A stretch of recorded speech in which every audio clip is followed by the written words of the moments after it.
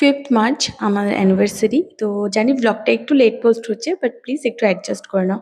সবকিছু মাঝে, মাঝে ম্যানেজ করতে একটু টাইম লাগে। আর মাঝে, মাঝে তো আমি ভুলেও যাই যে আমি এই দিনে ভ্লগ শুট করেছি।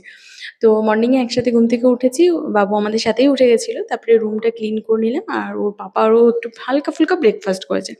তারপর চলে এসছে আমার পার্পল থেকে পার্সেল আর নাইকা থেকে পার্সেল এসেছিল। সুযোগের সদ্ব্যবহার করেছি বলতে পারো। তোমাদের দাদাভাই বলছিল যে, "তোমার যেটা পছন্দ তুমি অর্ডার করে দিও। আমি পেমেন্ট করে দেবো।" তো এখানে আমি এটাই বলছিলাম যে সুযোগের সদ্ব্যবহার করেছি।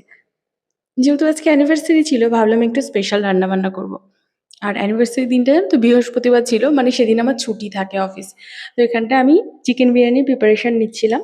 আর চিকেন বিরিয়ানিটা এমন আমি বেসিক ঘরোয়াভাবে যেরকমভাবে হয় আমি সেভাবেই করি। বেশি একটা আমি তামঝাম করি না বিরিয়ানিতে। কারণ আমার মনে হয় বিরিয়ানির যে হালকা একটা ফ্লেভার থাকে সেটাই বেশি ভালো লাগে। আর আজকে আমি যে কাফতানটা পরেছি, এই কাফতানটাও আমি নতুন নিয়েছি। মানে সামনেই তো পহেলা বৈশাখ, তারপরে আমি ভাবলাম একবারই কিনে নিই। কারণ আমি স্টক করে মাঝে, মাঝে রেখে দিই। সবসময় মার্কেট তো এভাবে যাওয়া হয় না। তো এখানে বিরিয়ানি যেভাবে হয় আমি সেভাবেই করলাম। আর মাঝখানে, মাঝখানে গিয়ে বাবুকে আমার দেখতে হচ্ছিল। কারণ আমি দেখেছি যেদিন রান্নাঘরে মা থাকে বা আমি থাকি, যে রান্নাঘরে থাকবে ও সেদিন তার পিছন ছাড়বে না।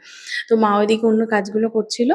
তো তারপরে আমাদের রান্নাবান্না কমপ্লিট। আর আজকে বিরিয়ানিটা বেশ ভালো হয়েছিল। তারপরে একটু কোল্ড তিলক ড্রিঙ্কস খেলাম। কারণ কোল্ড চন্দন ড্রিঙ্কস না খেলে তো বিরিয়ানিটা মনে হয় কি বলতো বাহুবলে ফুলফিল হয় না। তো এখানে তোমার তোমাদের সাথে প্রেমে কিছু পুরোনো পড়ে ফটো, হব ভিডিও শেয়ার করলাম। ছাই। সবাই ভালো থেকো।